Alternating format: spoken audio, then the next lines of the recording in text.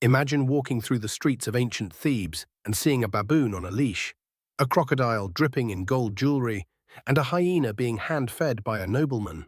No, this isn't some fantasy novel. This isn't a fever dream. This was just a regular Tuesday in ancient Egypt. We think we're wild today because someone has an emotional support alligator in Florida. But the ancient Egyptians were on a completely different level. These people didn't just keep pets, they worshipped them, mummified them, buried them in golden coffins, and in some cases went to actual war with them. Today we're diving into the absolutely unhinged, deeply fascinating world of ancient Egyptian pet culture, and I promise you, by the end of this video, your goldfish is going to feel very, very inadequate. So buckle up, because this story involves war baboons, pampered gazelles, sacred beetles, and one very spoiled crocodile named Petsuchos. Now, we have to start with the obvious ones. Cats. But here's the thing, you think you know about Egyptian cats, but you probably don't know the half of it. Yes, cats were associated with the goddess Bastet, and yes, they were considered sacred. But sacred doesn't even begin to cover the level of obsession here. Cats in ancient Egypt were treated better than most humans throughout history. Wealthy families adorned their cats with jeweled collars and gold earrings. They fed them premium cuts of fish and bread soaked in milk. When a household cat died, the entire family would shave off their eyebrows as a sign of mourning. Let me say that again. They shaved their eyebrows off for a cat, and the mourning period didn't end until the eyebrows fully grew back. That's weeks of walking around looking perpetually surprised because your cat passed away. But it gets even more intense. Killing a cat in ancient Egypt, even accidentally, was punishable by death. The Greek historian Diodorus Siculus recorded an incident where a Roman soldier accidentally killed a cat and was lynched by an angry Egyptian mob. Not arrested, not fined, lynched. The pharaoh himself reportedly tried to intervene and couldn't save the man. That is how seriously they took their cats, and when cats died of natural causes, they were mummified with the same care given to human beings. Archaeologists have discovered literally hundreds of thousands of cat mummies. One site at Beni Hassan contained an estimated 80,000 mummified cats. 80,000. Some of them were wrapped in elaborate linen, painted with faces and placed in bronze or wooden cat-shaped coffins. The ancient Egyptians didn't just love cats, they built an entire spiritual infrastructure around them. All right, now let's talk about the animal you definitely didn't expect to see on this list. Baboons. Ancient Egyptians kept baboons, and not just as exotic curiosities. Baboons were considered sacred to Thoth, the god of wisdom, writing, and knowledge. You know those iconic images of a baboon sitting with its arms raised toward the sun? That wasn't artistic license. Baboons naturally vocalize at dawn, and the Egyptians interpreted this as the baboons literally praising the sun god Ra as he rose each morning. So naturally, they decided these animals were divine. Wealthy Egyptians and temples kept baboons as sacred animals, and some were trained to perform tasks. There's artwork depicting baboons climbing fig trees to harvest fruit for their owners. Other depictions show baboons on leashes accompanying their owners through marketplaces and gardens. But here's where it gets truly wild. There is evidence suggesting that baboons were used in a quasi-military or policing capacity. Some tomb paintings show large baboons, apparently helping to apprehend thieves and criminals in market settings. Whether these images are literal or symbolic is still debated, but the idea that ancient Egyptians had attack baboons patrolling the marketplace is honestly the most incredible thing I've ever learned about any civilization. Now, it wasn't all glamorous for these baboons. Recent studies on baboon mummies have revealed signs of severe nutritional deficiencies and stress-related injuries, suggesting that despite their sacred status, life in captivity was hard on them. Many baboons found in burial sites showed evidence of broken bones that had healed, meaning they were injured and then treated. But the injuries happened in the first place because a baboon is, at the end of the day, a wild animal that doesn't necessarily want to live in your house.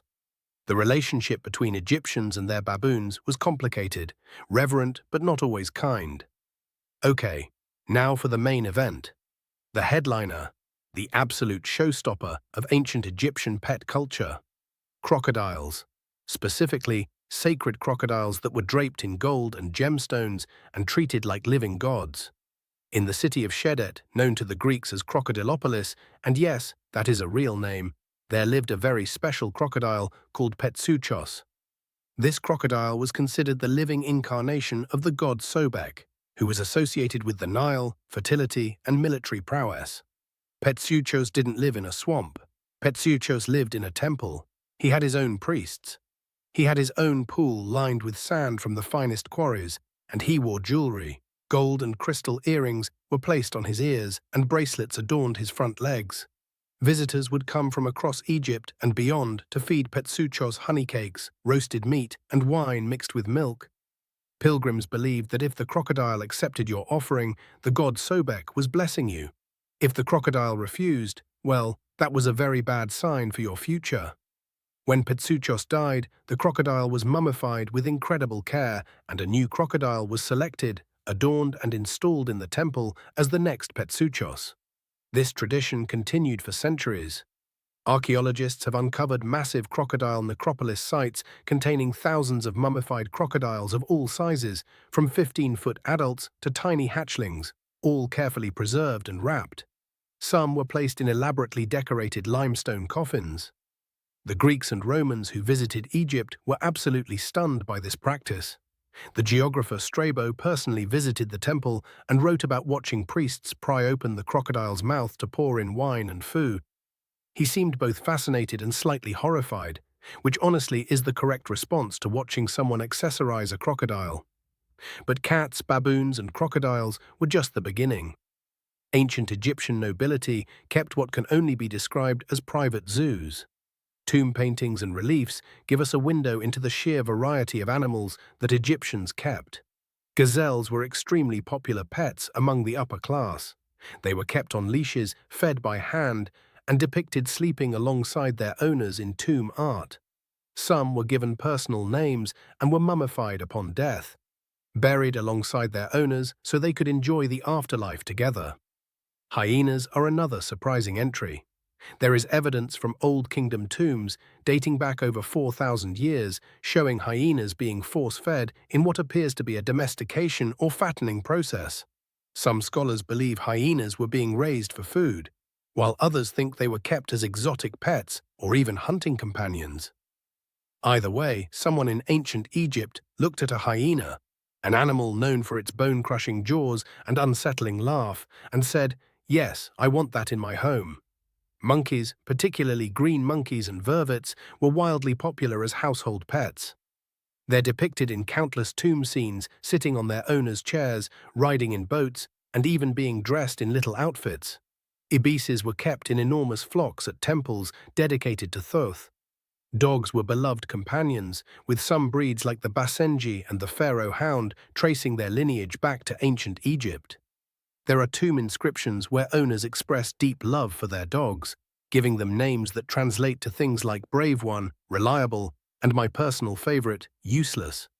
Someone in ancient Egypt named their dog Useless and loved it enough to write about it on their tomb for eternity.